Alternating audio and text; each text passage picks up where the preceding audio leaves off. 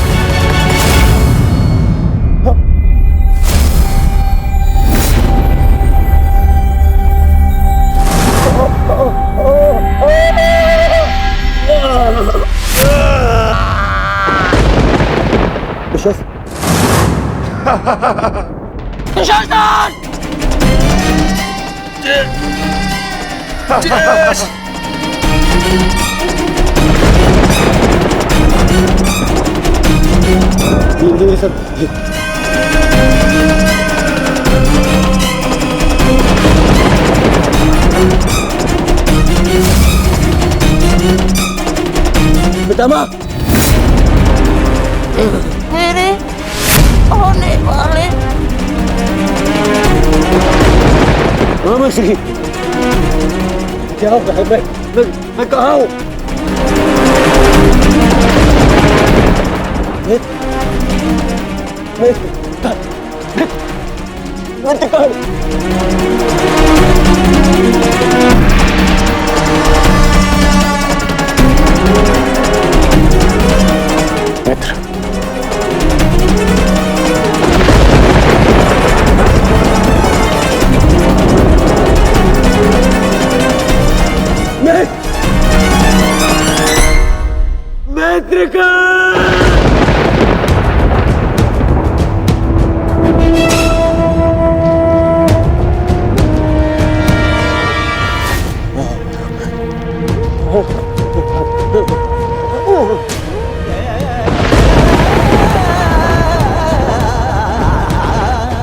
असंभव है ये, असंभव है ये। इसे तुमने ही तो संभव बनाया है दुर्योधन।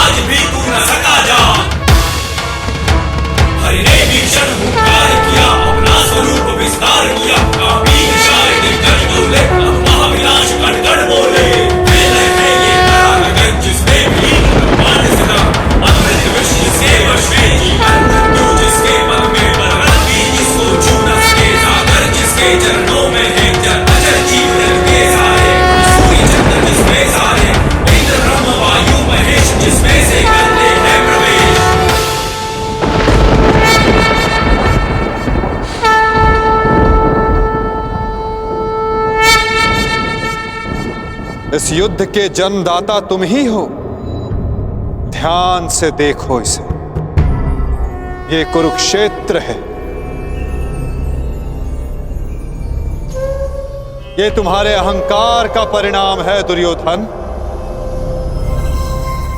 तुम्हारे छल का निष्कर्ष है ये तुम्हारे मद का, तुम्हारे कर्मों का फल है दुर्योधन। ये उस पाप का परिणाम है दुर्योधन जो भरी सभा में याज्ञसेनी के साथ हुआ। ये उस श्राप का परिणाम है जो पांचाली के धधकते हृदय से निकला। देखो मूर्ख, मृत्यु तुम्हें पराजित कर चुकी है और तुम विजय का स्वप्न देख रहे हो।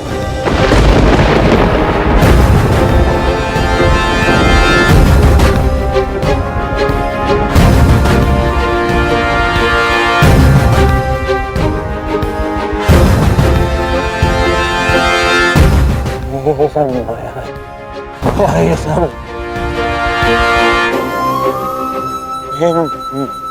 माया है।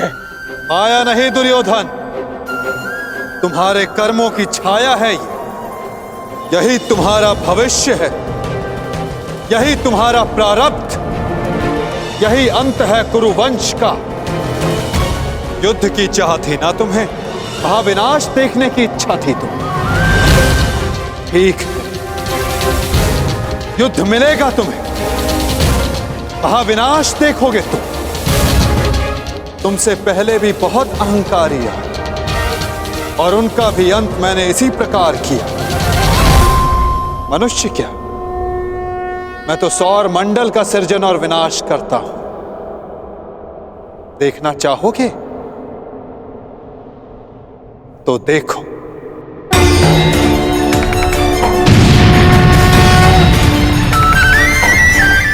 श्री कृष्ण गोविंद।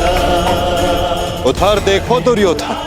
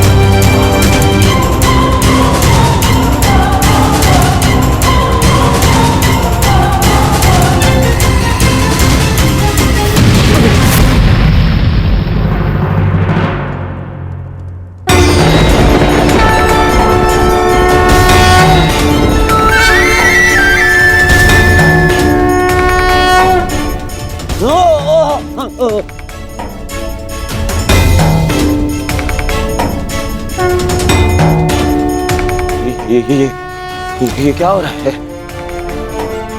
नहीं, ये सब मिथ्या है। ये मिथ्या है। ये मिथ्या तुम्हारा अहंकार है दुर्योधन। मिथ्या ये सभा है। सत्य तो वो है जो तुम कभी समझ ही नहीं पाए।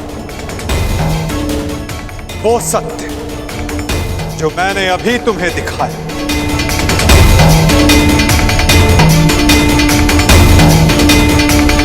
सत्य केवल मैं हूं दुर्योधन, शेष सब मिथ्या। ये सब माया है। तुम साधारण मनुष्य हो और कुछ नहीं हो।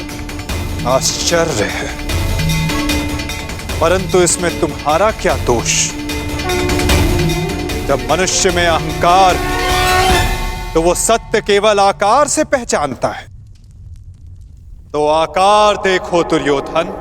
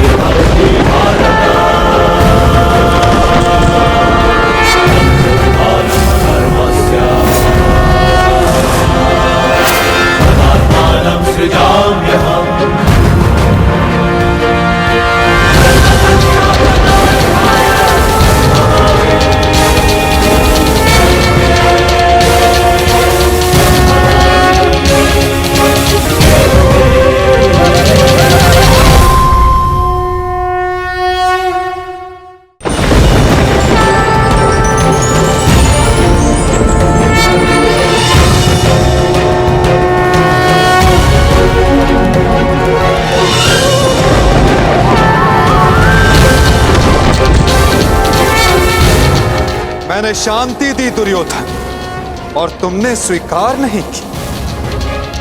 मैंने मैत्री दी, परंतु अपने अहंकार के आगे तुम्हें मैत्री का मूल्य समझ नहीं आया।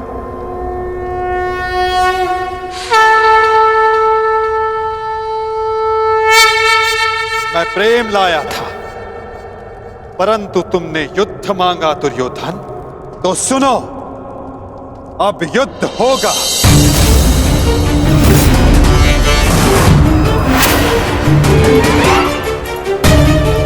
मैं जीवन का संदेश लाया था, तुमने मृत्यु का विकल्प चुना। तो मैं मृत्यु दूंगा।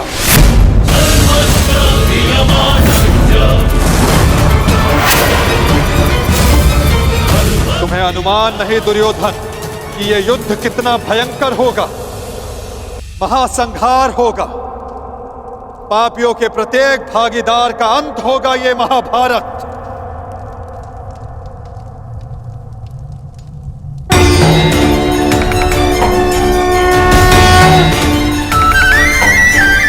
श्री कृष्ण गोविंद हरे मुरारी हे नाथ नारायण वासुदेवा।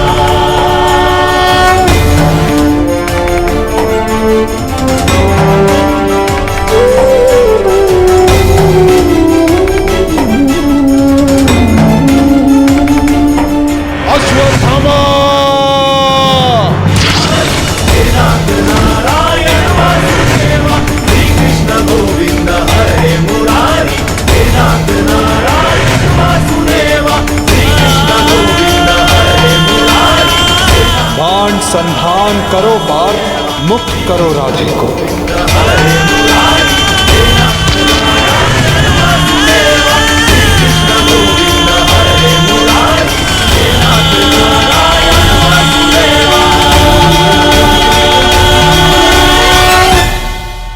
सभा में इतनी शांति क्यों है?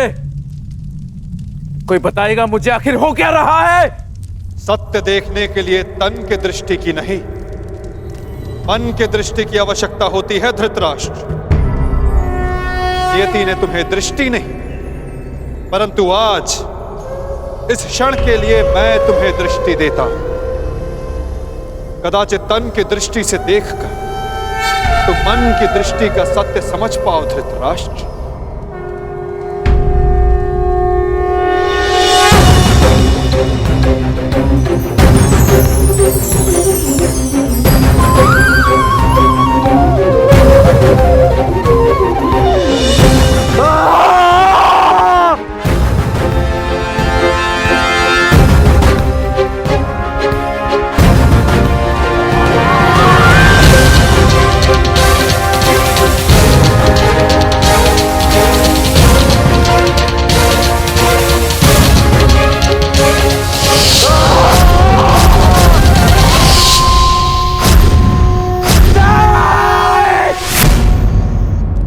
नहीं चाहिए ये दृष्टि मुझे, वापस ले लो।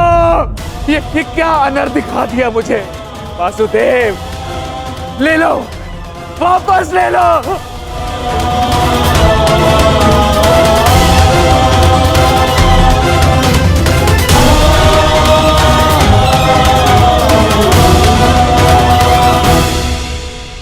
जो सबने देखा वही अंत है और वही नया प्रारंभ। परंतु ये आप सबको स्मरण तब होगा जब ये वास्तविक में आप सबके साथ घटित होगा।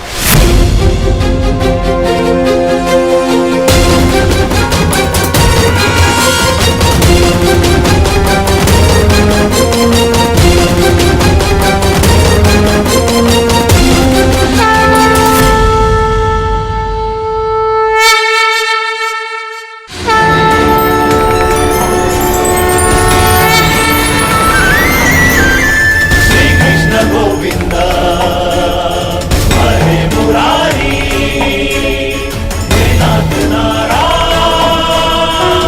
वासुदेवा। श्री कृष्ण गोविंद हरे मुरारी हे नाथ नारायण वासुदेवा। मैं वासुदेव इस महायुद्ध, इस महाभारत की घोषणा करता हूं।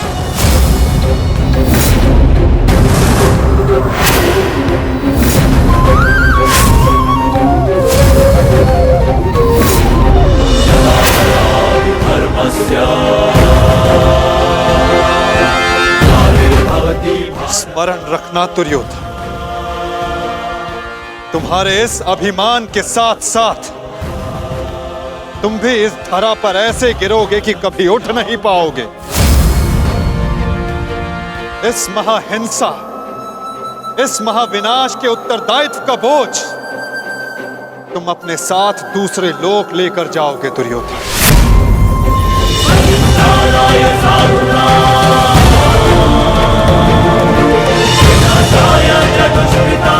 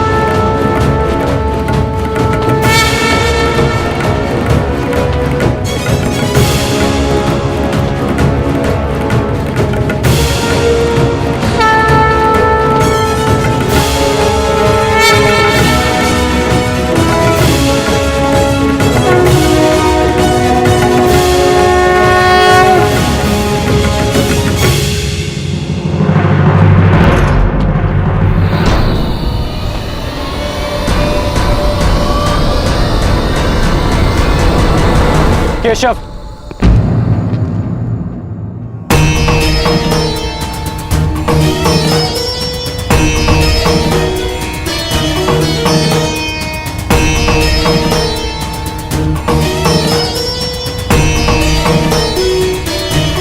मुझे सदा से भान था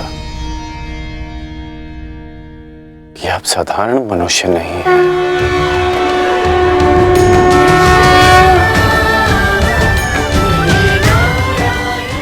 परंतु आज जो मैंने देखा उसके पश्चात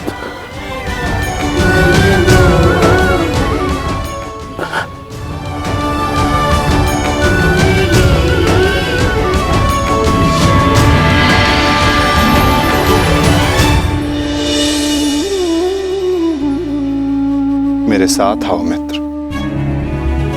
ये स्थान अब वार्ता करने के लिए उचित नहीं रहा।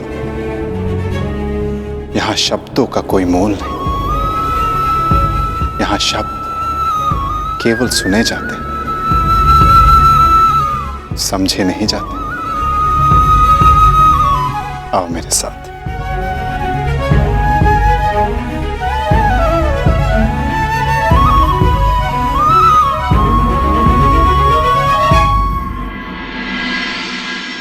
केशव,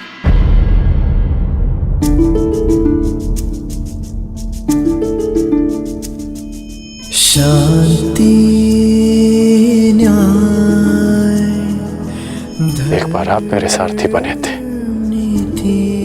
आज ये गौरव मुझे दीजिए केशव। बुद्धि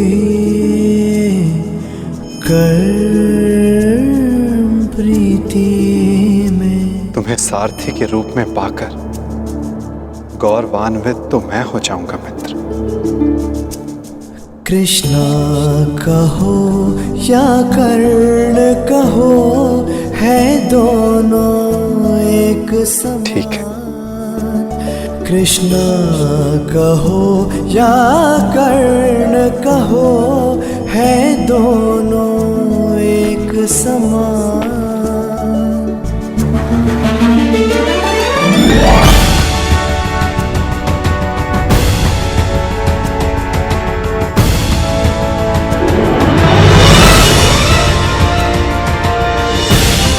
कह दो मित्र, जो कुछ भी तुम्हारे मन में।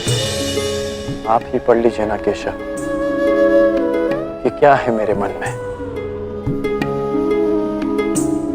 मैं तुम्हारा मन पढ़ सकता हूं मित्र, परंतु जैसे कि मैंने पहले भी कहा था, मुझे तुम्हारे मुख से सुनना अच्छा लगता है। अब कह भी दो मित्र, क्या है तुम्हारे मन में? इस समय जो मेरे मन में चल रहा है वो ये है कि आपने मुझे पांडवों के पक्ष में आने का प्रस्ताव दिया था। हाँ, और तुमने उस प्रस्ताव को अस्वीकार कर दिया था। हाँ, परंतु मैंने कभी नहीं सोचा था कि मेरा ये निर्णय मुझे आपके विपक्ष में खड़ा कर देगा केशव। आपको तो युद्ध का परिणाम पता है ना केशव।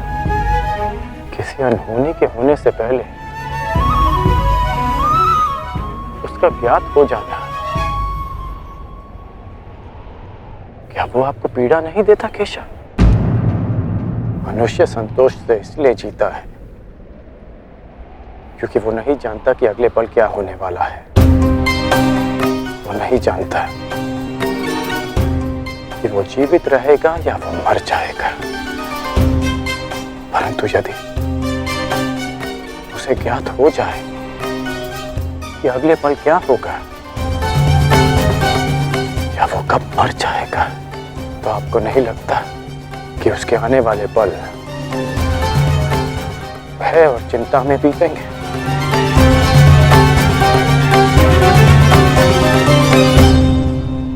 ये सोच पर निर्भर करता है अंगराज। यदि मनुष्य को अपना अंत ज्ञात हो तो हर वो क्षण जिसे हम व्यर्थ करते हैं उन क्षणों को जिया भी जा सकता है। इस नदी को देख रहे हो, इस बहती नदी को पता है कि अंततः इसे सागर में जाकर मिल जाना अधिक ज्ञान पीड़ादायी नहीं होता मित्र। अधिक ज्ञान उचित निर्णय लेने में सहायता करता है। यदि तुम्हें भी भूत और भविष्य का कुछ अधिक ज्ञान होता तो कदाचित तुम भी अधिक न्यायपूर्वक निर्णय कर पाते। आपका मंतव्य यही है ना कि पांडव उचित हैं और दुर्योधन अनुचित?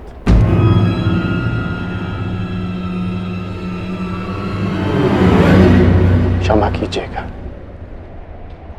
परंतु मैं आपकी इस बात से सहमत नहीं हूं।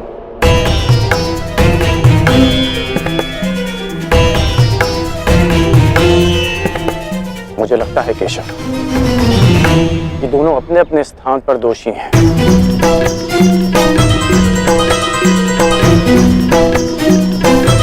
और इसी कारण से दोनों अपनी अपनी दृष्टि में निर्दोष और सही हैं। यदि दोनों ही दोषी तो तुम निष्पक्ष क्यों नहीं हो जाते मित्र? क्योंकि मुझे लगता है कि दुर्योधन युधिष्ठिर से कहीं अधिक सक्षम शासक सिद्ध होगा। इतने अधर्म करने के पश्चात भी?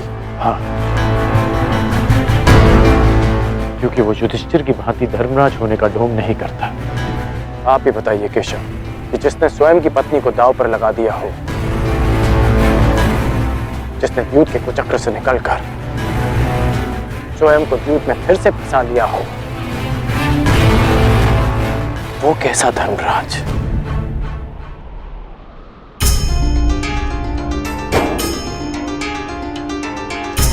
युधिष्ठिर की असमर्थता के कारण।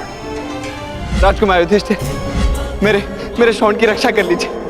मेरा अनुज मृत्यु की भेंट चढ़ गया।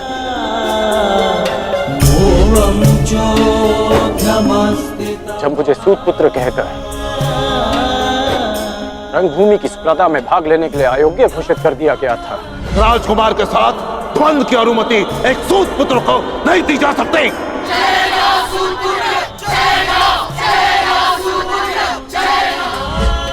तब भी धर्मराज का धर्म मौन था। ऐसे में दुर्योधन ने मेरा हाथ थामा, जिसे आप अधर्मी कहते हैं। आज मैं अंगराज हूं, परिवर्तन के लिए खड़ा हूं, वो केवल दुर्योधन के कारण केशव। मैंने कहा था ना, यदि तुम्हें तनिक अधिक ज्ञान होता तो तुम उचित निर्णय ले पाते मित्र।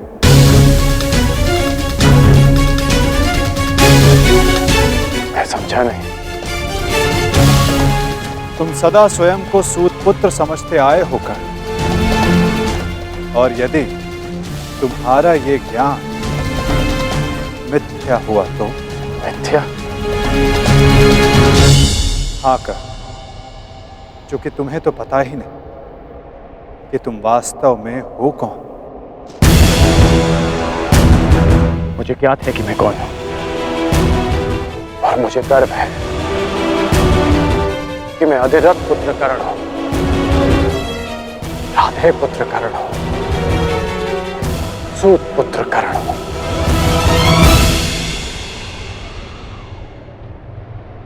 तुम राधे नहीं हो अंगराज। तुम अधिरथ पुत्र नहीं, तुम सूद पुत्र नहीं,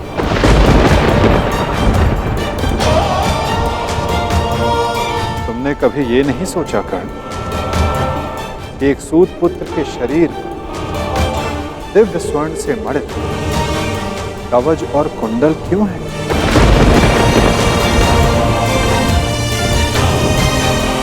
तुम्हारे मन में यह प्रश्न कभी नहीं उठा कि एक साधारण से सारथी के पुत्र के पास ये कवच और कुंडल क्यों है?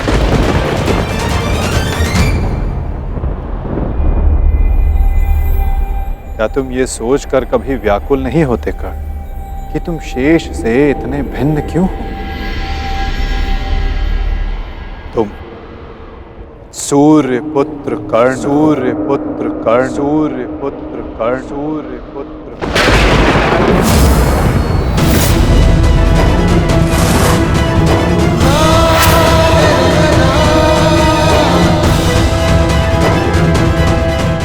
स्वयं सूर्य नारायण के अंश हो तुम कर्ण।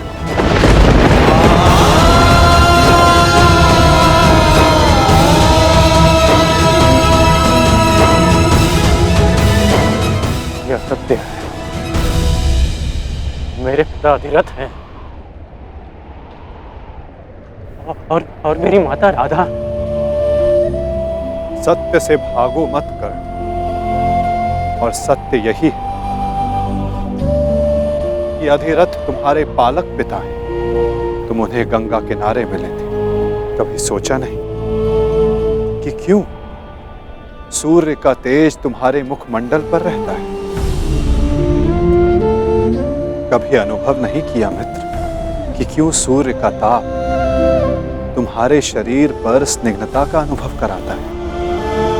तब भी समझ नहीं आया तुम्हें जब दिग्विजय करते समय पांचाल युद्ध में क्यों शत्रु पक्ष पर सूर्य देव का ताप बरस रहा था? चूंकि तुम अधिरथ पुत्र नहीं, तुम सूर्य देव का आशीर्वाद हो कर्ण।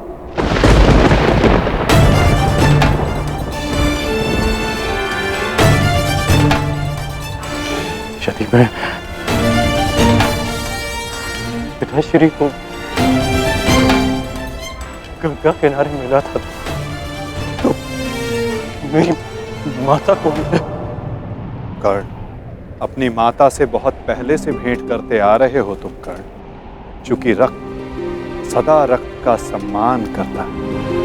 कभी सोचा है कि वो कौन है जिनके समक्ष आते ही तुम्हारी दृष्टि उनके पांव की ओर चली जाती है? वो कौन है जिनसे हर युद्ध से पूर्व उनका आशीष लेने का तुम्हारा मन करता है? कौन है कर्ण जो सदा तुम्हें अपने पुत्रों के समान प्रेम करती है? वो कौन है जिनकी आंखें तुम्हें देखते ही भर आती हैं? अर्जुन से द्वंद्व होने के पश्चात भी तुमने कभी पांडवों का अहित नहीं चाहा, कभी उनकी रक्षा की, कभी उन्हें चेतावनी दी। क्यों कर्ण?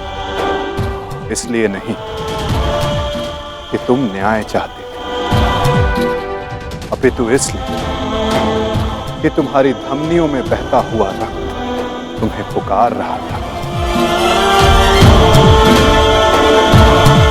हाँ कर्ण, तुम राधे नहीं कुंती पुत्र हो, पांडवों के ज्येष्ठ। हाँ कर्ण, बुआ कुंती ही तुम्हारी माता है और तुम उनके ज्येष्ठ पुत्र।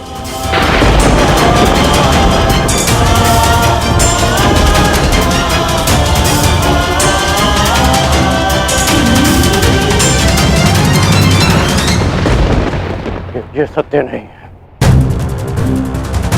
कह दीजिए केशव कि यह सत्य है।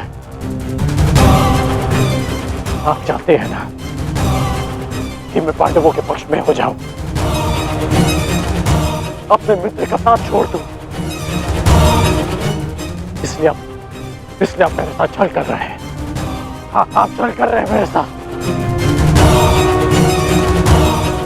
यदि मेरा कथन तुम्हें छल लगता है मित्र, तो जाओ स्वयं उनसे जाकर पूछो जिनके नाम से तुम संसार को अपना परिचय देते हो। भद्र अधिरथ और देवी राधा से जाकर पूछ लो।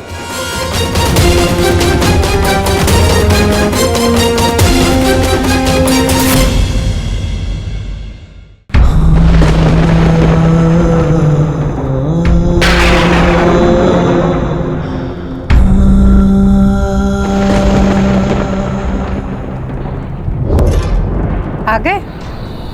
उचित समय पर पहुंच गए। आओ भीतर आओ।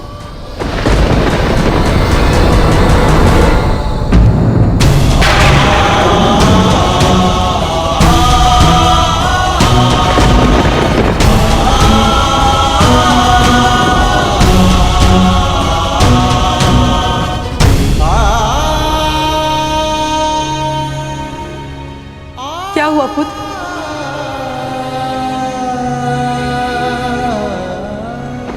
तुम राधे नहीं हो अंगराज, तुम सूर्य पुत्र कर्ण हो।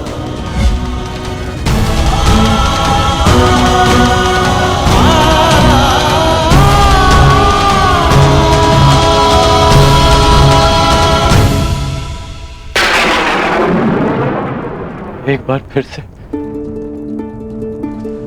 पुत्र कहकर पुकारिए ना। पुत्र?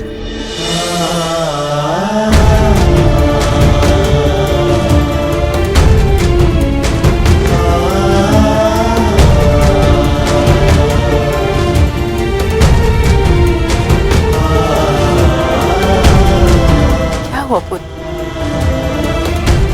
तुम इतने व्यथित क्यों हो? क्या हुआ? मैं व्यथित था अपने ही माता। मैं समझ गया कि ये वासुदेव का खेल है।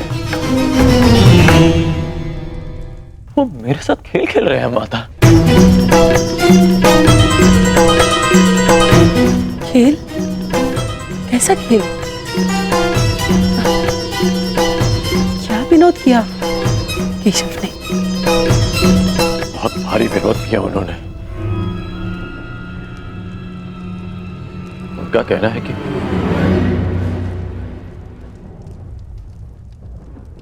आप दोनों मेरे बालक माता पिता हैं।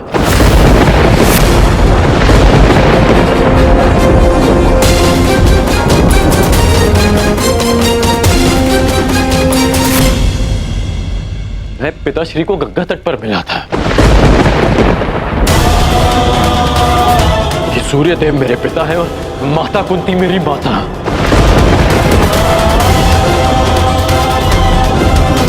परंतु मुझे विश्वास है कि यह सत्य है।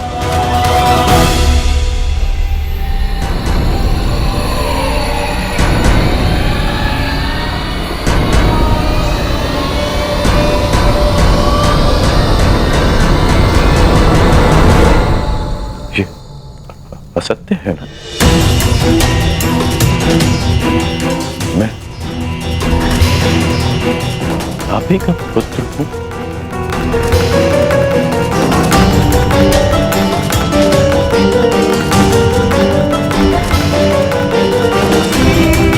मैं आप ही का पुत्र हूं ना?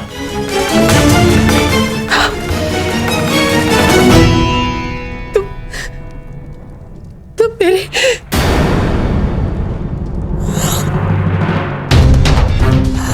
क्या हुआ माता?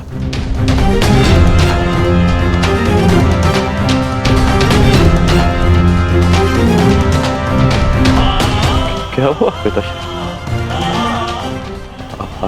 आप दोनों मौन क्यों हैं? कहिए ना कि आप ही मेरी माता है। कहिए ना कि मैं आपका पुत्र हूं। कहिए ना कि आप मेरी माता है। कहिए ना कि आप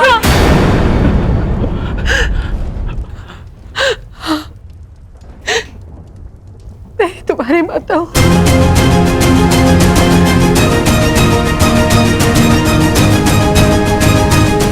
परंतु दात्री नहीं।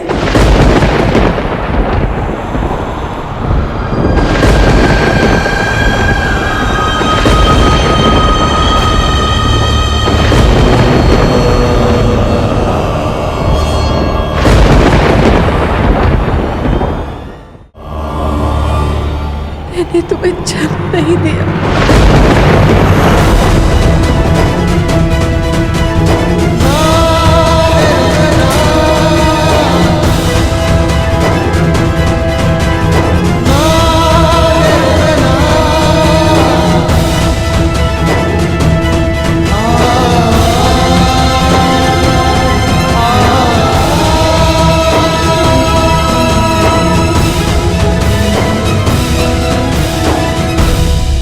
इतने वर्षों से हमने तुमसे ये सत्य छुपा कर रखा कि देवी कुंती तुम्हारी माता है। इसी कारण हम न तुम्हें धनुर्विद्या सीखने देना चाहते थे और न रणभूमि में जाने देना चाहते थे, क्योंकि देवी कुंती तुम्हारी जन्मदात्री है। केशव ने तुमसे कदाचित असत्य नहीं कहा। तुम मेरे पुत्र नहीं,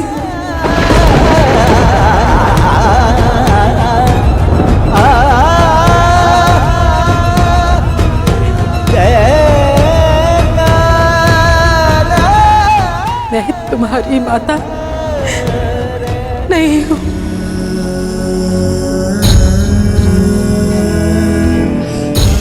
आप असत्य कह रही हैं कि आप मेरी माता नहीं हैं।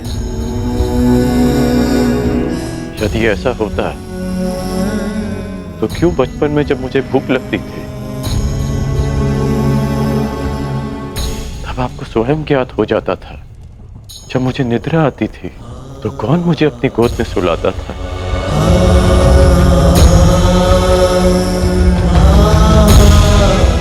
आप ही ना। जब मैं शिक्षा पूर्ण कर घर वापस लौटा तो आपको बिना ज्ञात हुए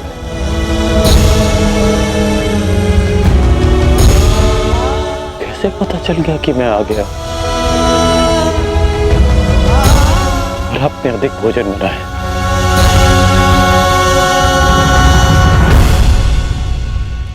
क्यों मेरे राज्याभिषेक पर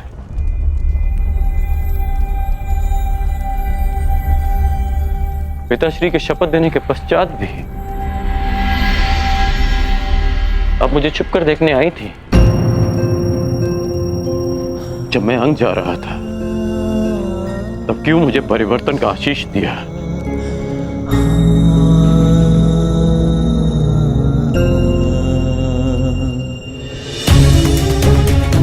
क्यों असत्य कह रही हैं आप मुझसे? इसीलिए कि मैं इस युद्ध में भागना है। ठीक, मैं इस युद्ध में भाग नहीं लेता। मैं सदा ही आपके चरणों में बैठा रहूंगा। मैं यहां से कहीं नहीं जाऊंगा। बस इतना कह दीजिए कि आप ही मेरी माता। कह दीजिए।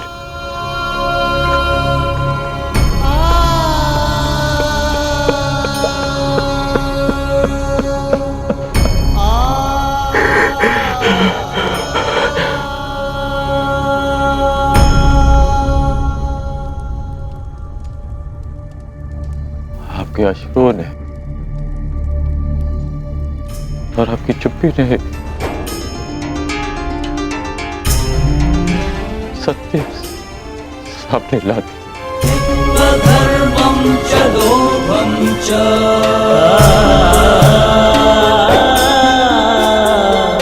मोहं चोऽध्यमस्थितः। धन्य है आप तो।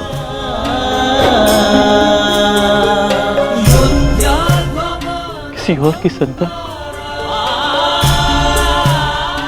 इतना प्रेम दे।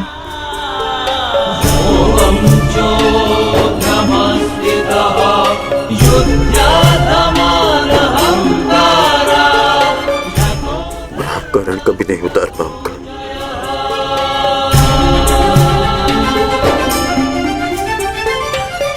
अब मेरा सत्य भी सुन लीजिए।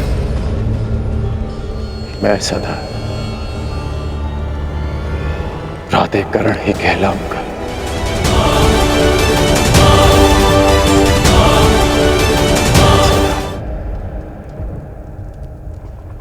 करण ही कहलाऊंगा।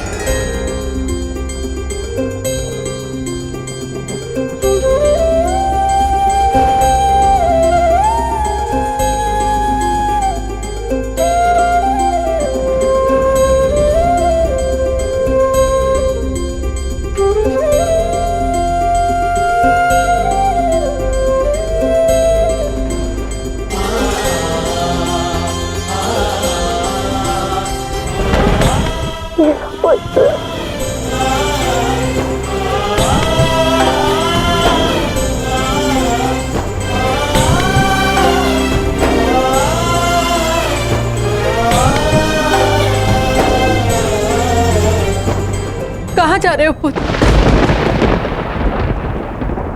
उनके पास जो मेरे प्रश्नों से भयभीत होकर छिपकर बैठे हैं, सूर्य देव के पास।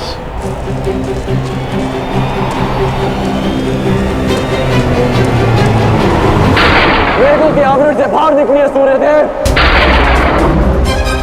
अब आप मुझसे और नहीं छिप सकते। मेरे समक्ष आइए सूर्यदेव। जीवन के आरंभ से हर प्रातः मैंने आपको तर्पण किया, उसके लिए बाहर आइए। मैंने सदा आपका सम्मान किया, उसके लिए बाहर आइए। आपके कारण जो मेरा अपमान हुआ, उसके लिए बाहर आइए। एक कवच कुंडल मुझे देकर भी मेरे मन को जो भेदा है आपने, उस पीड़ा के कारण बाहर आइए।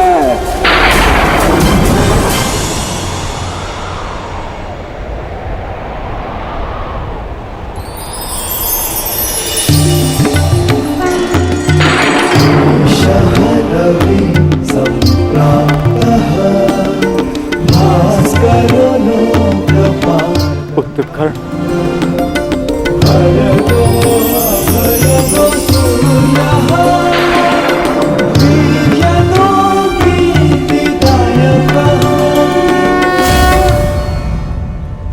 ये तो मैं जान गया कि मैं आपका पुत्र हूं। आगे कहिए सूर्यदेव। पुत्र मैं विवश था, तुम्हारे जन्म के लिए भी और तुम्हारी पहचान छिपाने के लिए भी। महर्षि दुर्वासा ने देवी कुंती की सेवा से प्रसन्न होकर उन्हें यह आशीर्वाद दिया कि वो जिस भी देवता का आवाहन करेंगी वो उन्हें पुत्र देंगे। देवी कुंती बालिका थी, उन्हें लगा कि कहीं ये वरदान मिथ्या तो नहीं, और उन्होंने खेल खेल में मुझे ये आह्वान दिया और वरदान से विवश होकर मुझे उन्हें अपना अंश देना पड़ा।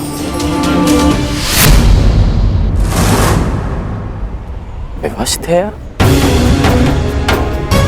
क्या आज विवश नहीं है? माता कुंती को मुझे अपनाने में समाज का भय था, परंतु आपको किस बात का भय था? आपने मुझे सत्य क्यों नहीं बताया? संसार भर को प्रकाश देने वाले ने अपने ही अंश को अंधकार में रखा। क्यों? जब संसार मुझे सूत पुत्र कहकर नीचा दिखाता रहा, तब आपकी दृष्टि क्यों नहीं झुकी? जब सब मुझसे मेरा अधिकार छीनते रहे, तब आपके अहंकार को ठेस क्यों नहीं पहुंची? क्यों तब तक आप मेरी प्रतीक्षा करते रहे, जब तक मुझे स्वयं ज्ञात नहीं हो गया कि मैं आपका पुत्र हूं? क्यों मुझसे सत्य को दूर रखा आपने? क्यों? मैं मानता हूं कि मैंने तुम्हें सत्य से दूर रखा, परंतु मैं सदैव तुम्हारे साथ था। मैं नहीं चाहता था कि समाज को इस बात का ज्ञान हो। मैंने तुम्हें ये कवच और कुंडल इसलिए दिए ताकि तुम अपने हृदय को और भी अधिक बलशाली बना सको। तुम्हें समाज की कठोरता को सहने की शक्ति मिले। मुझे क्षमा कर दो। आपके अश्रु मुझे सांत्वना नहीं दे रहे, अपितु भान करा रहे हैं कि मैं आपके लिए केवल एक फूल के अतिरिक्त और कुछ नहीं था।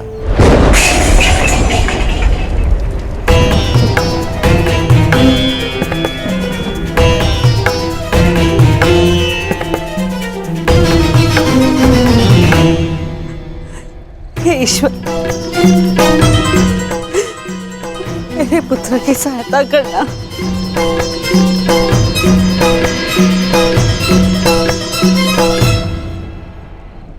जो स्वयं की सहायता करना जानते हैं, ईश्वर भी उन्हीं की सहायता करते हैं बुआ।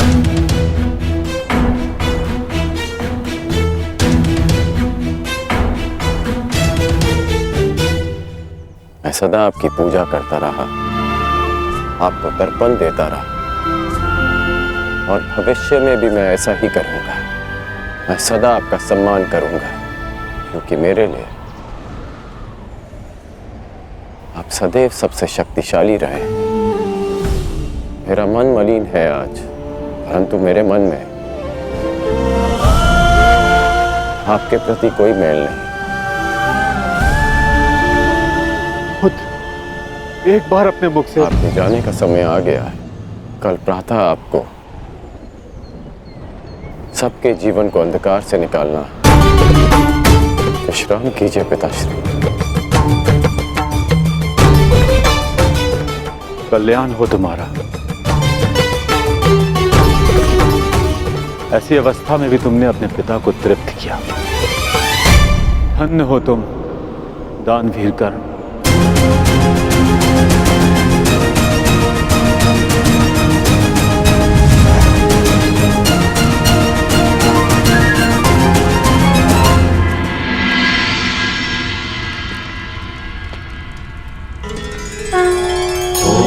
अब आप और कितना व्यथित रहेंगी बुआ? आप अपने कर्मों को संसार से छिपा सकती हैं, परंतु अपने कर्मों के फल को आप स्वयं से और कितना छिपाएंगी? अपने कर्मों का सामना प्रत्येक को एक ना एक दिन करना ही पड़ता है बुआ। परंतु उसका सामना कैसे करूंगी? क्या कहूंगी उसे इसके समक्ष आकर?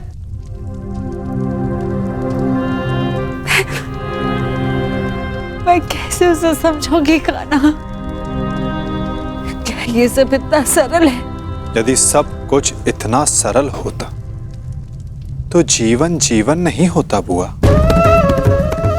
मनुष्य को अपने भय का, अपने अतीत का सामना करना ही पड़ता है, और ये भेंट जितनी शीघ्र हो, मन से बोझ उतनी ही शीघ्र उतर जाएगा बुआ। जाइए बुआ, समय आ गया है सत्य का सामना करने का। समय आ गया आपको आपके ज्येष्ठ पुत्र से मिलने का।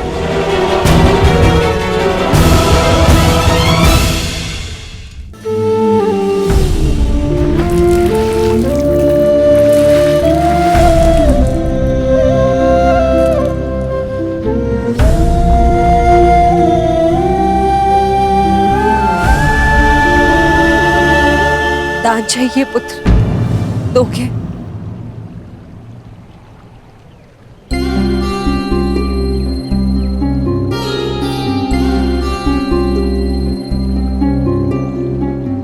सुना है,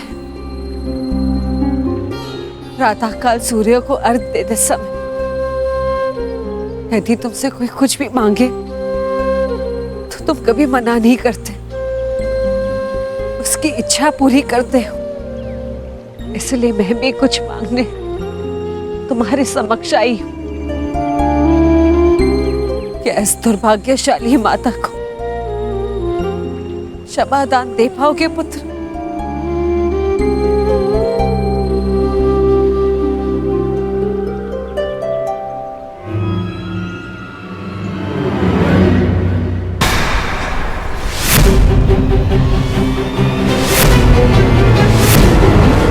क्षमा प्रार्थी तो मैं हूँ राजमाता। राजमाता सब मत कहो पुत्र। क्यों? क्या अनुचित कह दिया मैंने? ये कि सत्य जानने के पश्चात भी मैं आपको राजमाता क्यों कह रहा हूं? मैं आपके गले क्यों नहीं लग रहा?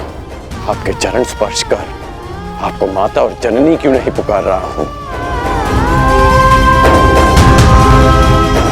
कहिए,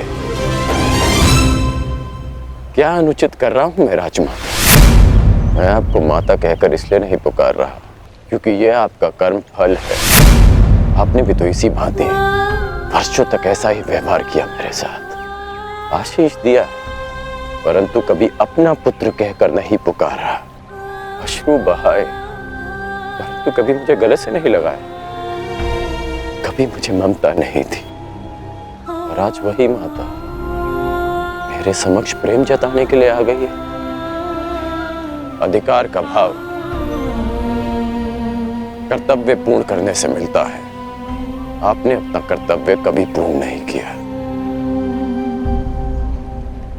आज अधिकार जताने क्यों आ गई?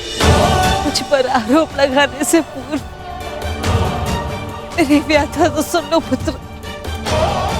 मैं विवश थी जब तुम्हारा जन्म हुआ, मैं अविवाहित थी पुत्र। क्या करती मैं, मुझे तुम्हें त्यागना पड़ा। विश्वास मानो पुत्र, अनजाने में हुए अपराध का बोझ मैं आज तक अपने कंधे पे लिए हूँ।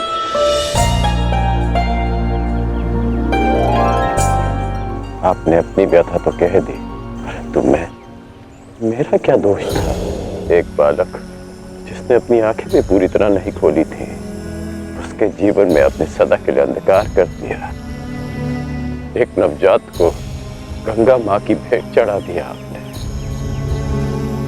क्या आपने ये भी नहीं सोचा कि वो जीवित रहेगा या वो मर? कि यदि वो बच गया तो संसार उसे किस नाम से पुकारेगा? समाज उसे कितने ताने देगा कि उसका जीवन जीते जी नरक बन जाए?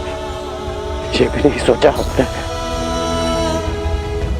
गंगा में इसीलिए बहाया ना क्योंकि गंगा मां पाप होती है।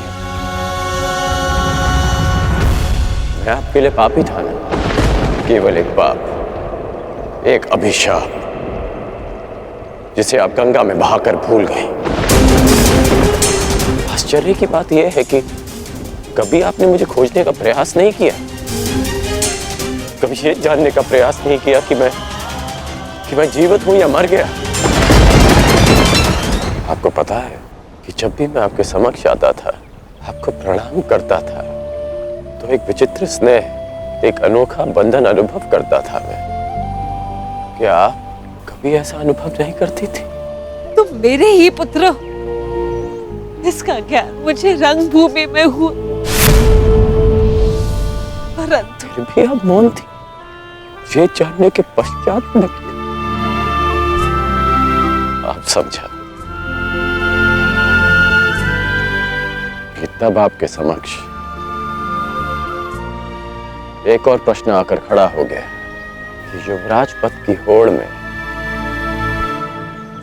प्रदा कर रहे अपने सारे पुत्रों को कैसे बताएं कि जिसके कुल का वो अपमान कर रहे हैं वो उनका ज्येष्ठ भ्राता है। हस्तिनापुर के समक्ष यह सत्य कैसे बताएं कि मैं आपकी प्रथम संतान हूं? बोलिए राजमाता, कि आज अचानक क्या हो गया? ऐसा मत कहो पुत्र, मैं नहीं चाहती कि मेरे पुत्र एक दूसरे का रक्त बहाए। मुझसे सहन नहीं होता पुत्र, मुझसे सहन नहीं होता। समझ गया कि आप यहाँ मेरे लिए नहीं, अर्जुन के लिए आई, कि आप मुझसे क्षमादान मांगने नहीं, अर्जुन का जीवन दान मांगने आई। आप यहाँ इसलिए आई कि मैं अर्जुन का वध ना करूं। ऐसा मत कहो पुत्र, मैं नहीं चाहती कि मेरा कोई भी पुत्र एक दूसरे का वध करे। ठीक है, समस्त हस्तिनापुर के समक्ष ये स्वीकार कर सकती हैं कि मैं आपका ज्येष्ठ पुत्र हूं।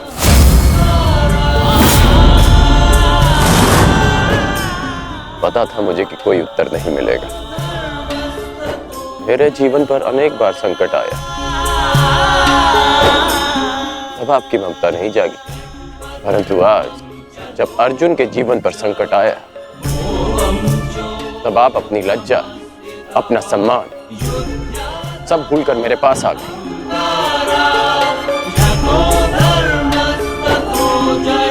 सत्य में अर्जुन बहुत भाग्यशाली है कि उसे आपकी ममता मिली। मैं भले ही अर्जुन को युद्ध के द्वंद्व में हरा दूं,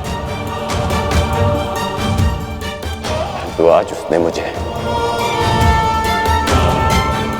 ममता के द्वंद्व में हरा दिया। तुम्हारी अपराधी नहीं हूं मैं।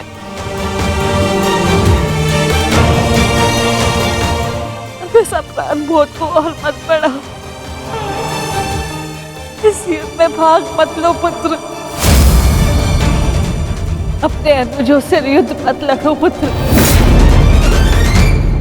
बस एक बार कह दो कि तुम मेरे पुत्र हो कर्ण। हाँ, मैं आपका पुत्र हूं।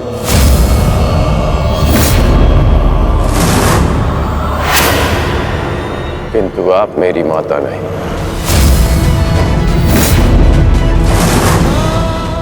सदा स्मरण रखिएगा राजमाता कि इस सूत पुत्र की माता का नाम राधा है। मैंने अवश्य कौंतेय बनकर जन्म लिया, परंतु संसार मुझे सदा राधे कर्ण के नाम से जानेगा। मैं सूर्य पुत्र कर्ण हूं, किंतु मेरे पिता का नाम अधिरथ है। मुझे स्वयं को सूर्य पुत्र के स्थान पर सूत पुत्र कहने में अधिक गर्व अनुभव होगा। आप माता हैं अर्जुन की, सभी पांडवों की, क्योंकि आपने उन्हें पाला पोसा, बड़ा किया, प्रेम दिया। और आश्चर्य की बात तो यह है कि आप आज भी उन्हीं की माता बनकर इस सूत पुत्र राधे कर्ण के पास आई हैं, यह आश्वासन पाने कि आपके पुत्र सुरक्षित रहे। मेरे द्वार पर आए किसी भी याचक को रिक्त हाथ लौटने नहीं दे सकता मैं। राजमाता, मैं आपको रिक्त हाथ लौटने नहीं दूंगा। मैं वचन देता हूं कि इस महाभारत के पश्चात आपके 5 पुत्र जीवित रहेंगे, केवल 5। यदि अर्जुन ने मेरा वध किया तो भी, और मैंने अर्जुन का वध किया तो भी। यदि अर्जुन मेरे हाथों वीर गति पाता है तो मैं सब कुछ छोड़कर आपके पास आ जाऊंगा। मैं वचन देता हूं कि अर्जुन के अतिरिक्त आपके किसी पुत्र का वध नहीं करूंगा मैं।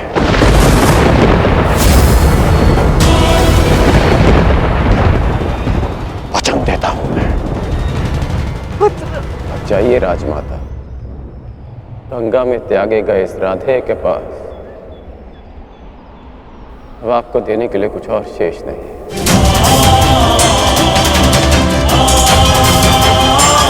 रही बात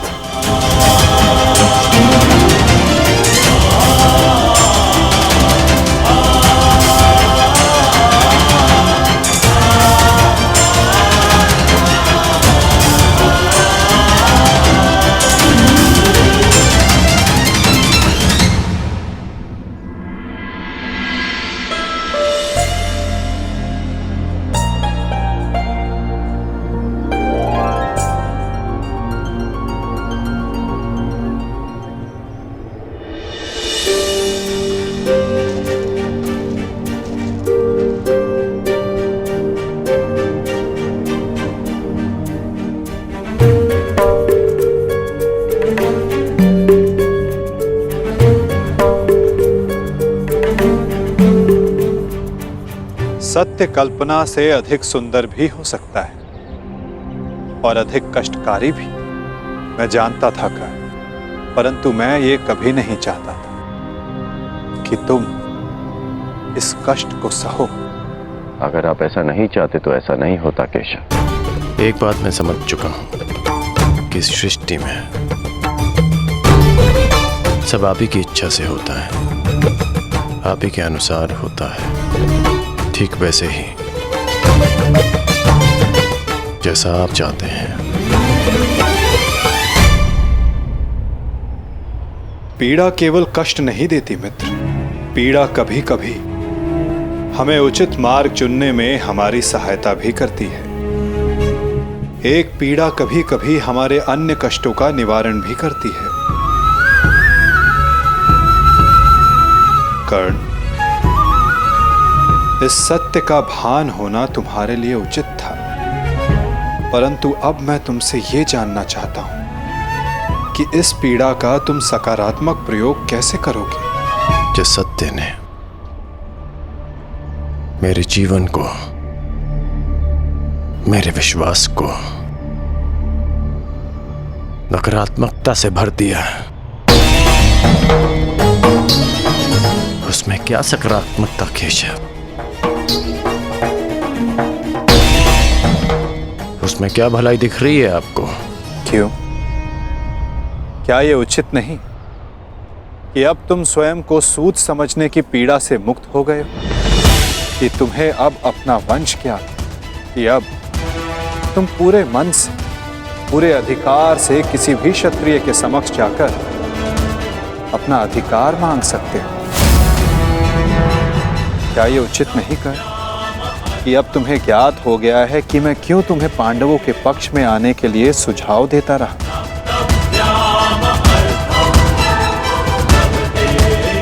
एक सत्य संसार बदल सकता है, और अब तुम्हारा संसार बदल चुका है मित्र। तो क्या यह श्रेष्ठ नहीं कि तुम अपना पक्ष और निर्णय दोनों बदल दो? तुम सबसे ज्येष्ठ कौन्तेय होकर अर्जुन, भीम, युधिष्ठिर, इन सबसे ज्येष्ठ, और मुझे ये मानने में कोई संकोच नहीं कि तुम अर्जुन से अधिक श्रेष्ठ हो, परंतु ये दो शक्तियां, ये दो भाई विपक्ष में क्यों मित्र? यदि तुम और अर्जुन एक पक्ष में हो गए तो सृष्टि की कोई भी शक्ति तुम दोनों के समक्ष छोटी पड़ जाएगी।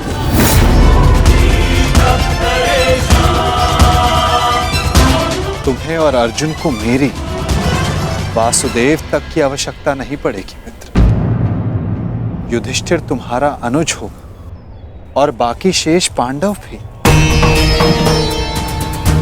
तनिक सोचो, जो परिवर्तन तुम अंगराज बनकर ना ला सके, वो परिवर्तन तुम हस्तिनापुर के सम्राट बनकर ला पाओ।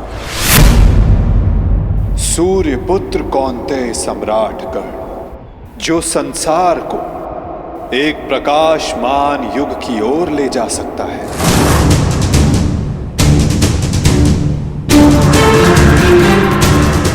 मैं केवल तुम्हारे भविष्य की बात नहीं कर रहा हूं कर्ण, मैं उस भविष्य की बात कर रहा हूं जिसकी हस्तिनापुर को आवश्यकता है। इस संसार को, इस मानवता को आवश्यकता है, और यही सबके हित में है मित्र।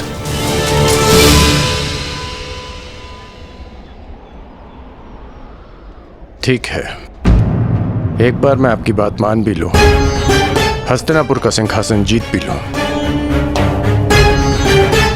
परंतु क्या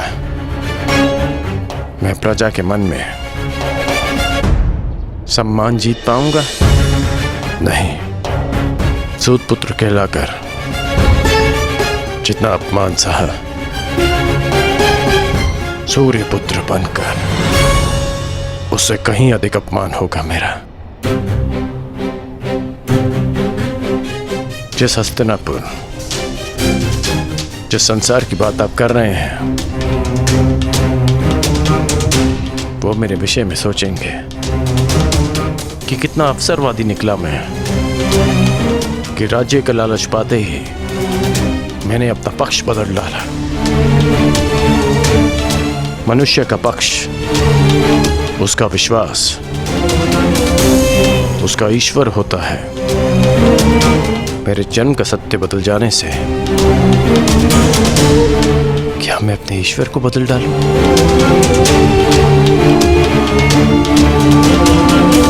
और अर्जुन, क्या ये उस महान धनुर्धारी का अपमान नहीं होगा? और युधिष्ठिर, जिसने 13 वर्ष वन में काटे, क्या ये उसके अधिकार का हनन नहीं होगा? और दुर्योधन का क्या?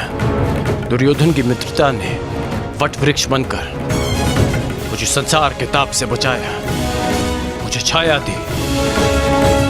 और जो वृक्ष छाया देता है उसे काटा नहीं जाता, उसकी रक्षा की जाती है। धिक्कार होगी मुझ पर यदि ऐसा विचार मेरे मन में भी आया।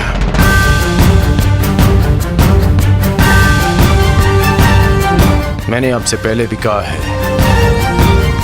कि मैं जन्म में नहीं, कर्म में विश्वास रखता हूं। मैं कुल, वंश, जाति में नहीं, कौशल और पुरुषार्थ में विश्वास रखता हूं। जब मेरी जन्म माता ने मुझे त्यागा तो एक सूत ने मुझे पाल पोस के बड़ा किया। जब कुल और वंश ने मुझे फेंक दिया तब मेरे कौशल ने मुझे उभारा। जब मेरे संबंधियों ने मुझे पहचानने से अस्वीकार कर दिया तब दुर्योधन की मित्रता ने मुझे संभाला।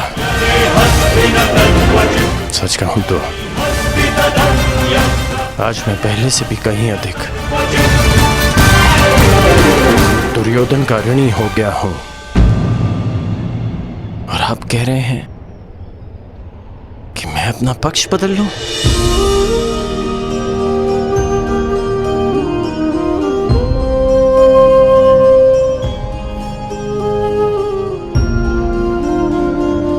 मैं अभिभूत हुआ तुम्हारे इन वचनों से कर्ण, परंतु मेरी इच्छा सदा यही है कि तुम मेरे साथ रहो और मैं तुम्हारे। परंतु निर्णय लेना तुम पर निर्भर करता है मित्र। तो बताओ कर्ण, तुम्हारा अंतिम निर्णय क्या है? तुम्हारे नए परिचय का, इस सत्य के भान का क्या निष्कर्ष है? एक ही निष्कर्ष है और एक ही निर्णय। या तो मेरे मित्र दुर्योधन के शीश पर राज मुकुट होगा या इस कर्ण के धड़ पर शीश ही नहीं होगा।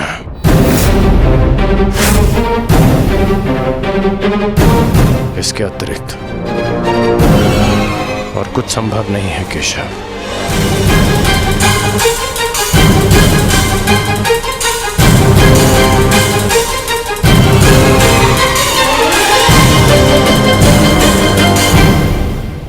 आपसे एक विनती है केशव कि मेरी जन्म कथा गुप्त रखिएगा। यदि युधिष्ठिर को इसका ज्ञान हुआ तो वो सिंहासन को ठुकरा देगा, और यदि उसने साम्राज्य मुझे सौंप दिया तो मैं उसे दुर्योधन को सौंप दूंगा। और यदि समाज को इसका भान हो गया तो वो माता कुंती को ठुकरा देंगे। इसलिए यह सत्य हमारे मध्य ही रहे,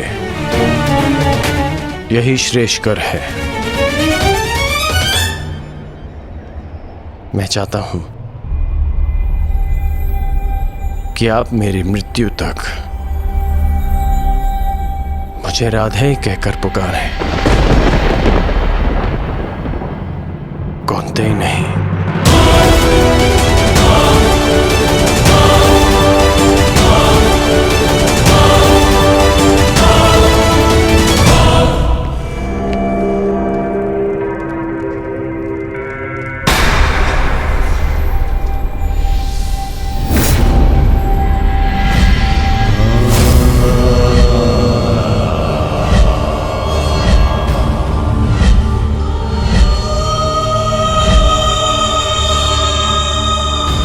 यही तुम्हारा भविष्य है, यही तुम्हारा प्रारब्ध, यही अंत है कुरुवंश का।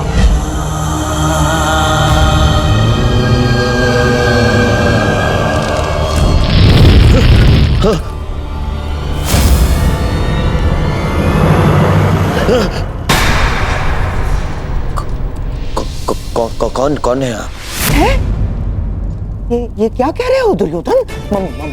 मामा हूँ, मामा। नहीं ये कौन है आप मुझसे ये प्रश्न करने वाले?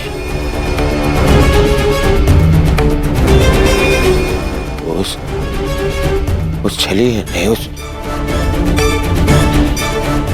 मायावी ने, ये देखिए, ये माया आकर गया है मुझ पे। एक भ्रम जाल में फंसा गया है मुझे। दुर्योधन को भयभीत कर गया है वो। और आप भी वहीं थे, हाँ? आपने क्या किया?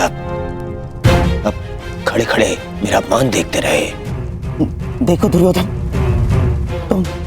तुम भूल रहे हो, वो मैं ही था जिसने उस वासुदेव को बंदी बनाने की योजना बनाई थी। मैं ही था वो। वही तो। देखो, क्रोध करने का समय नहीं है ये। और तुम्हारा ये क्रोध मुझ पर बाद में करना, समझ गए? पहले इस बात से अवगत हो जाओ कि हस्तिनापुर में क्या घटित हो रहा है।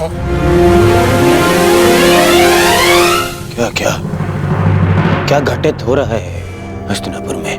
वही तो मैं तुम्हें कब से बताने का प्रयास कर रहा हूं, परंतु तुम हो कि सुन ही नहीं रहे हो। तुम्हें कदाचित अनुमान नहीं है कि तुम्हारा परम मित्र कर्ण तुम्हारे नाक के नीचे क्या कर रहा है। क्या कर रहा है मेरा मित्र? जब तुम उस वासुदेव के माया के भ्रम के पश्चात स्वयं को संभालने का प्रयास कर रहे थे, तब सभा से वासुदेव के साथ कर्ण ने भी प्रस्थान किया था। दुर्योधन, दोनों साथ थे। दोनों साथ थे। हाँ, और केवल इतना ही नहीं दुर्योधन, तुम्हारे शत्रुओं की माता कुंती के साथ तुम्हारे परम मित्र कर्ण ने बहुत समय व्यतीत किया। बहुत। कहीं ऐसा तो नहीं दुर्योधन कि उस छलिए वासुदेव की माया में फंसकर कर्ण पांडवों के पक्ष में? ऐसा हो सकता है ना दुर्योधन? नहीं, ऐसा नहीं हो सकता। ना, हो सकता है। नहीं, मुझे कर्ण से मिलना है। इसी शाल मिलना है।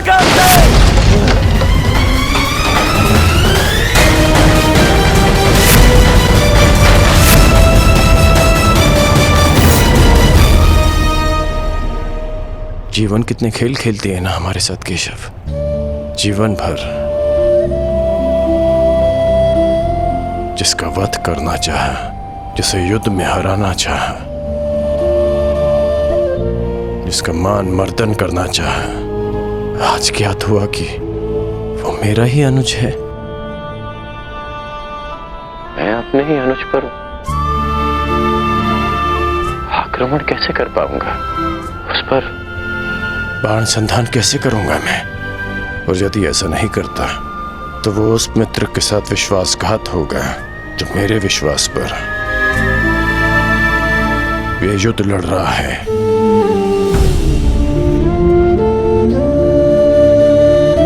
क्यों नियति हमारे साथ ऐसा खेल खेलती है? क्यों वो दो भाइयों को शत्रु बनाकर सामने ले आती है?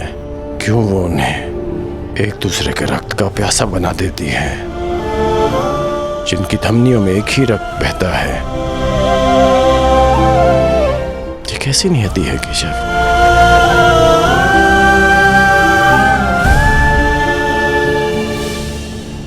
ये नियति नहीं मित्र, ये चुनौती है, ये एक परीक्षा है, या ये कहो स्वयं को सिद्ध करने का अवसर है।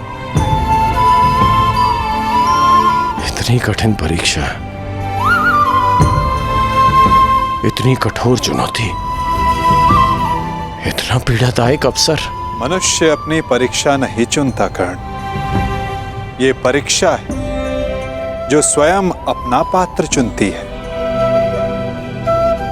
ये चुनौती है जो परखने के लिए स्वयं अपना पात्र चुनती है कवचधारी वीर। माटी के तट नदी की धीमी धारा के किनारे होते हैं और कठोर पाषाण को नदी के वेग से लड़ना होता है। एक सामान्य पाषाण को हथौड़ी और छेनी की मार सहनी होती है, परंतु जिसे हीरा बनना हो उसे धरती के भीतर गहन दबाव और ताप को सहना होता है। माला बनने के लिए अपने हृदय को सुई से भिदवाना होता है, प्रकाश देने के लिए स्वयं को जलाना होता है।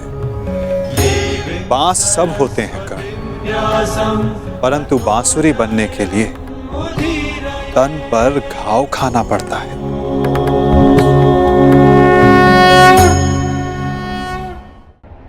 जिनके उत्तरदायित्व बड़े हों उनके समक्ष सामान्य प्रश्न नहीं आते कर्ण। जिन्हें युद्ध की हुंकार भरनी होती है उन्हें लाक्षागृह की अग्नि से निकलना होता है। जिन्हें युद्ध का परिणाम देना होता है उन्हें अपना कवच भिदवाना होता है।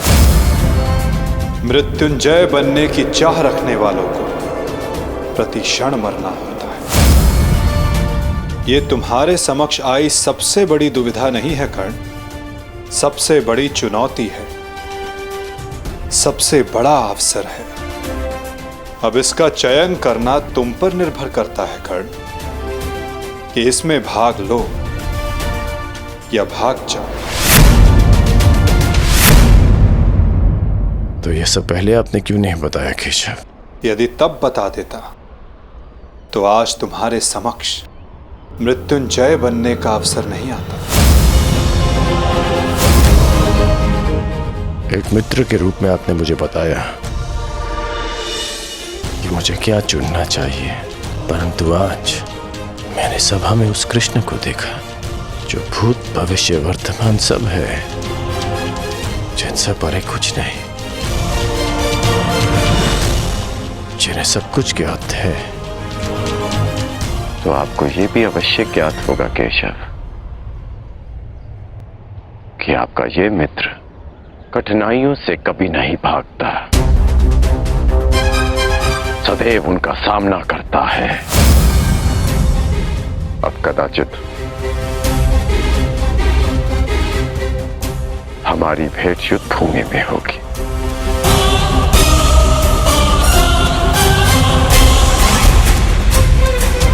प्रणिपात केशव।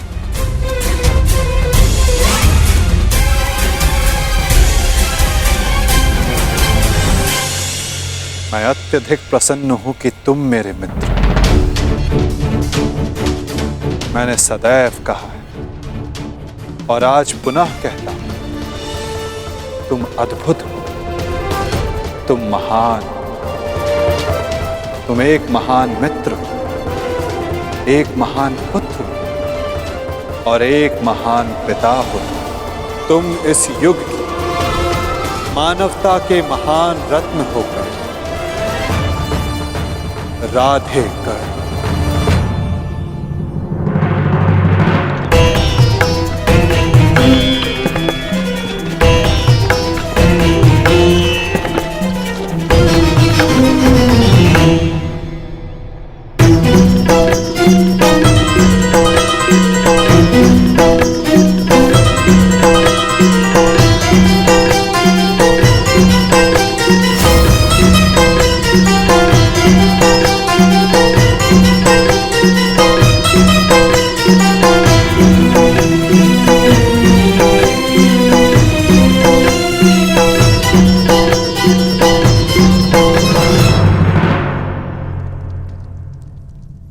तो ठीक है, युद्ध को चुना है कौरवों ने और आज पहली बार मैं उस दुर्योधन के प्रति कृतज्ञ हूं,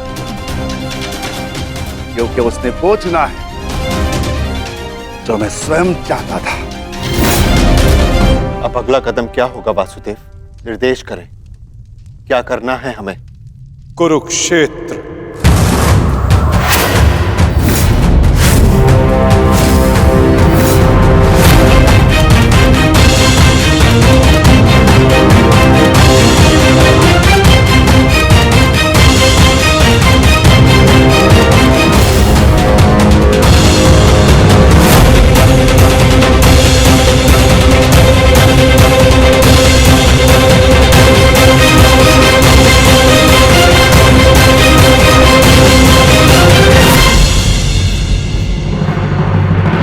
शांति प्रस्ताव इस अग्नि में जलकर भस्म हो चुका है।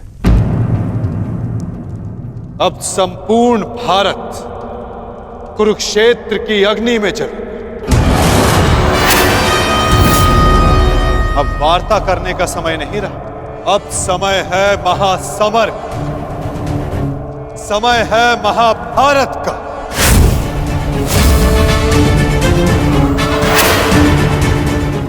अब जीवित रहना है तो विजयी होकर या फिर मृत्यु का आलिंगन करना।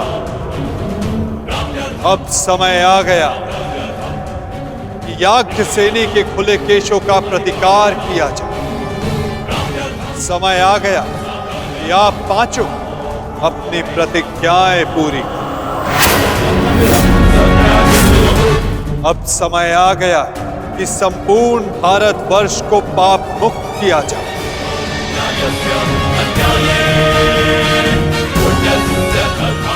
और युधिष्ठिर के नेतृत्व में धर्म की स्थापना।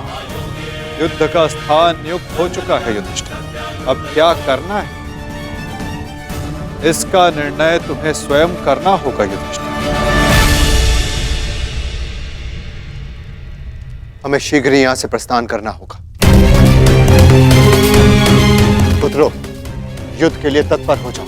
हम सब तैयार हैं ज्येष्ठ पिताश्री।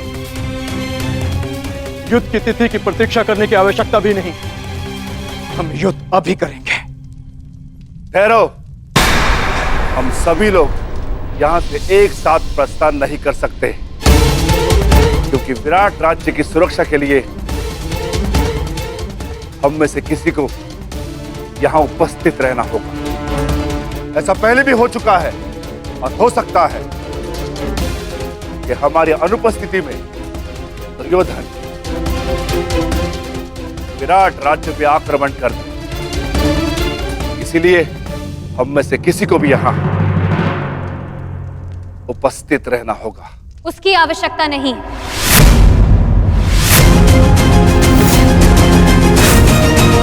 यहां कोई नहीं रहेगा, हम सभी एक साथ चलें।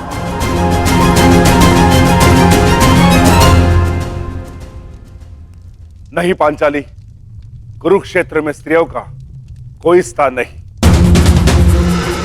यदि तुम बाहर रहोगी तो मन युद्ध में नहीं, हमारी रक्षा करने में लगा रहेगा। तुम्हारा कुरुक्षेत्र में जाना उचित नहीं। उचित तो मेरा द्यूत क्रीड़ा भवन में जाना भी नहीं था आर्य, परंतु यदि मुझे वहां ले जाया गया तो अपना प्रतिकार लेने में कुरुक्षेत्र भी जाऊंगी।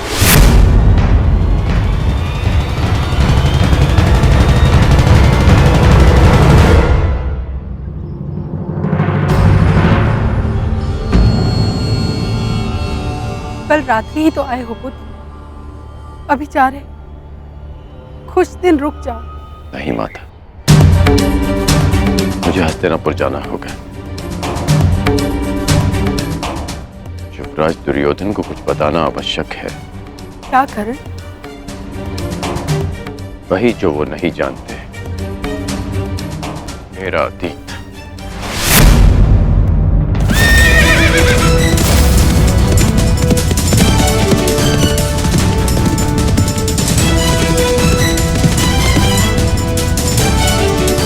मत करो पुत्र, इसकी क्या आवश्यकता है?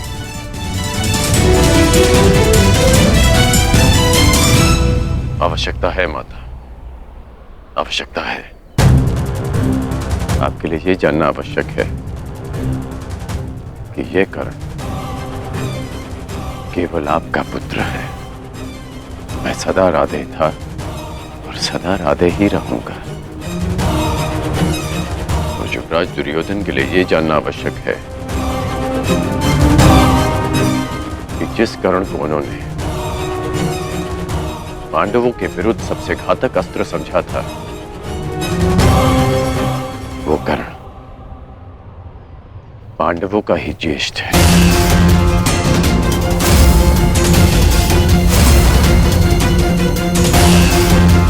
कि जो कर्ण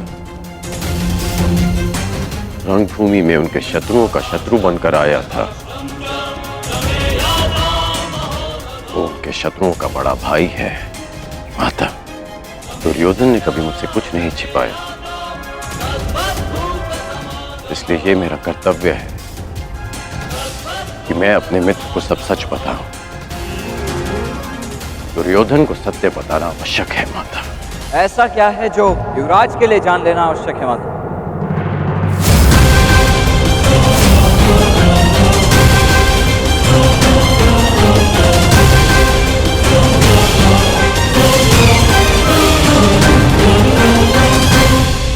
कुछ नहीं वृषेण, तुम्हारे पिता युवराज को ये बताना चाहते हैं कि इस युद्ध में तुम उनकी ओर से भाग लोगे।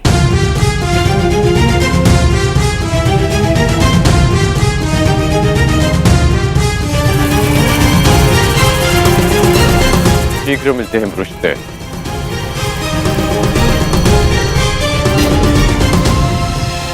प्रणिपात माता।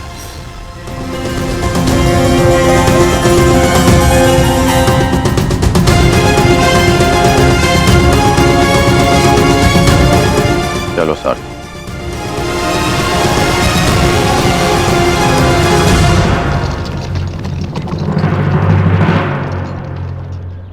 सखी उचित कह रही है विकोदर।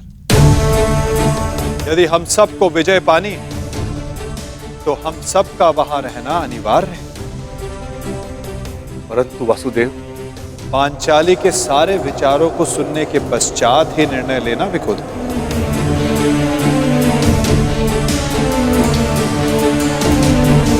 परंतु ये उचित नहीं। पांचाली, तुम कुरुक्षेत्र क्यों जाना चाहती हो? क्योंकि आर्य, यदि हम सभी वहां उपस्थित होंगे तो एक दूसरे की सहायता कर सकते हैं। मैं मानती हूं कि मैं युद्ध कला में सक्षम हूं, परंतु मैं ये नहीं कह रही हूं कि मैं युद्ध में भाग लूं, परंतु वहां उपस्थित रहकर आप सभी के दिए गए वचनों को पूर्ण होता हुआ देखना चाहती हूं।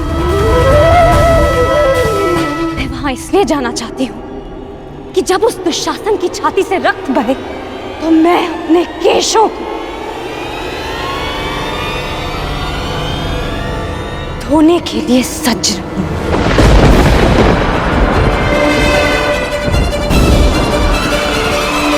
और जब दुर्योधन की मृत्यु निकट हो तो वो मेरी आंखों में देख सके और उसे हमेशा स्मरण रहे कि उसे दंड मिला है, वीर गति नहीं।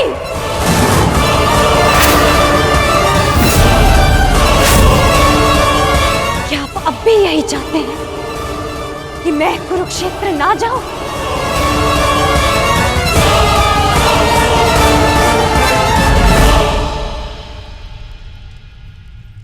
कुरुक्षेत्र के लिए कूच का आदेश दीजिए केशव।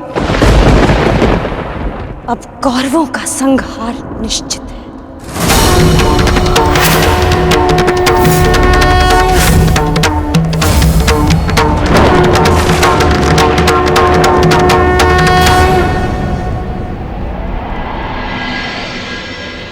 ये कैसा चक्रवात है?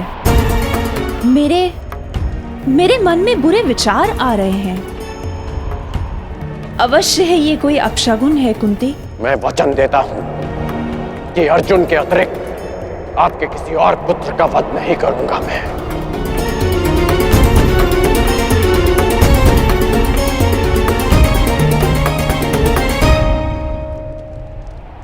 अब और नहीं, मुझे सत्य बताना ही होगा। सत्य? कैसा सत्य?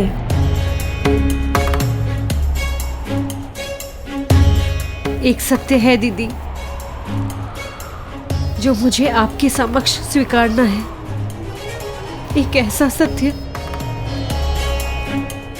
जो मैंने आप सबसे छिपाया है। कैसा सत्य? परंतु स्मरण है वो मंत्र जो मैंने दुर्वासा ऋषि से सीखा था? हाँ, मुझे स्मरण है, परंतु आज अचानक उसकी बात क्यों ले बैठी?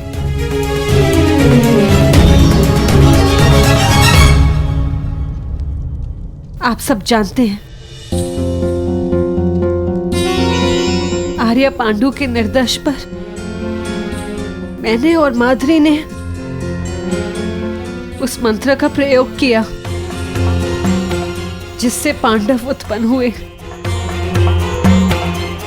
परंतु मैंने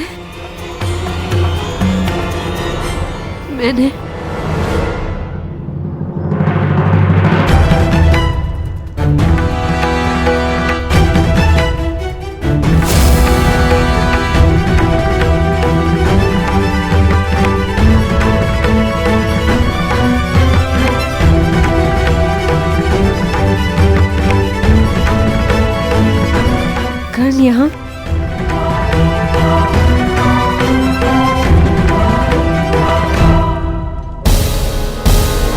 तुम्हारा परम मित्र कर्ण तुम्हारे नाक के नीचे क्या कर रहा है?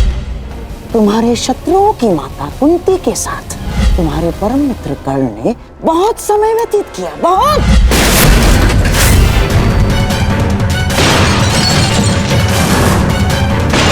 दुर्योधन, दुर्योधन देखो, देखो, शांत हो जाओ, अपने क्रोध को काबू में रखो। दुर्योधन, दुर्योधन, ये क्या कर रहे हो तुम? मैं प्रस्तुत हूं।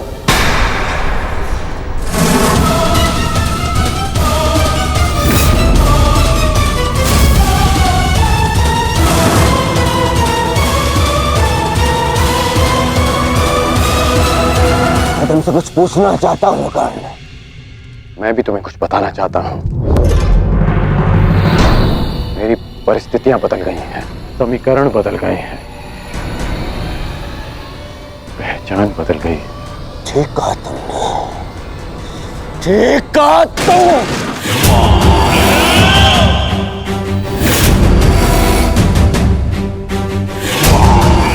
समीकरण बदलते देख सकता हूं मैं तुम्हें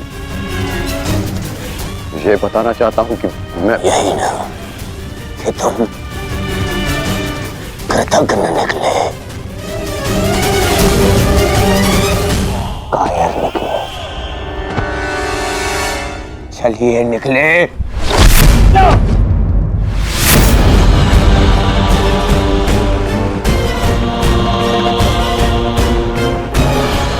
क्या कर रहे हो? क्या कर? दंड दे रहा हूं एक भगोड़े को, एक कृष्ण को, एक भगोड़े को जो युद्ध से पूर्व ही भाग रहा है। शांत हो जाओ, शांत हो जाओ। दुर्योधन, सब जानता हूं कि तुम उस छलिए के साथ क्यों गए थे, और माता कुंती के पास भी। तुम्हें क्या लगा मुझे क्या नहीं होगा? हाँ?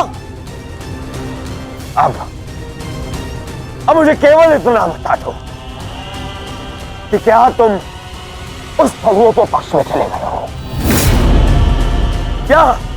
क्या नया षड्यंत्र ला रहा है वो छलिया मेरे विरुद्ध? बताओ मुझे कर्ण। क्या हो गया है तुम्हें?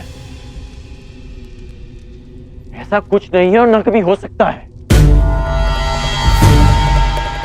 मैं अपने मित्र का साथ छोड़कर कभी नहीं जाऊंगा। झूठ! झूठ बोल रहा है ये दुर्योधन, ये झूठ बोल रहा है। मैं झूठ नहीं बोल रहा हूं और आपने फिर से षड्यंत्र रचना शुरू कर दिया गांधार राज। हाँ तो बताओ मुझे क्या वार्ता करने गए थे तुम उन पांडवों की माता के साथ?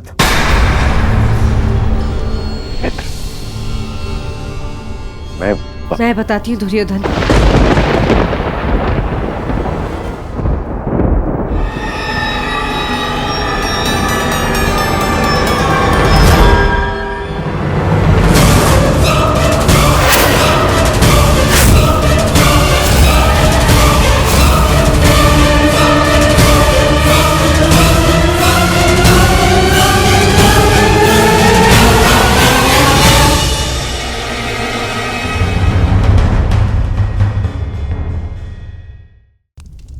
मैं बताती हूँ दुर्योधन।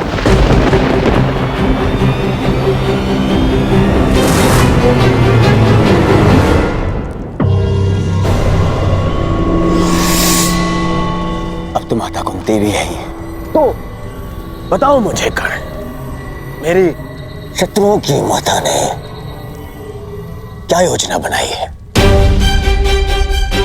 क्या क्या क्या षड्यंत्र रचा है?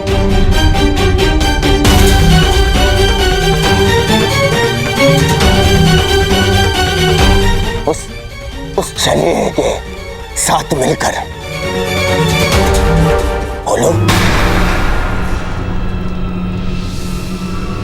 बताओ मुझे कर्ण, क्योंकि इतना तो निश्चित है कि मेरी शत्रुओं की माता ने जो भी योजना बनाई होगी वो मेरे लिए शुभ नहीं होगी।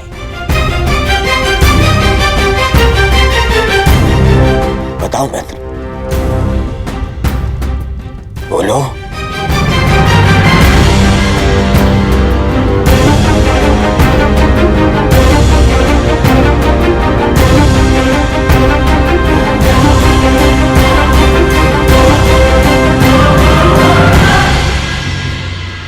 आप बताइए काकेश्वरी, क्या ये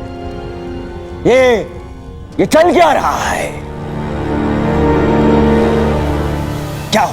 क्या छल करने का, किसी और का अधिकार को अपने नाम पे कर लेने का गुण आपने उन पांडवों से सीखा है या फिर उन पांडवों को ये गुण आपसे विरासत में मिला है?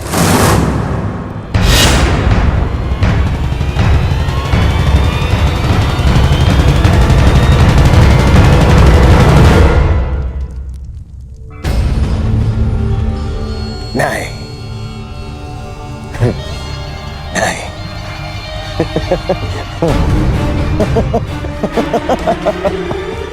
मैं भी कितना मूर्खतापूर्ण प्रश्न कर रहा हूं। उन पांडवों ने छल करना तो आप ही से सीखा होगा। आपने भी तो वही किया, छल किया आपने अपने पति के साथ, अपने कुल के साथ। जिन्हें संसार पांडु पुत्र मानता है वो तो पांडु के पुत्र है ही नहीं।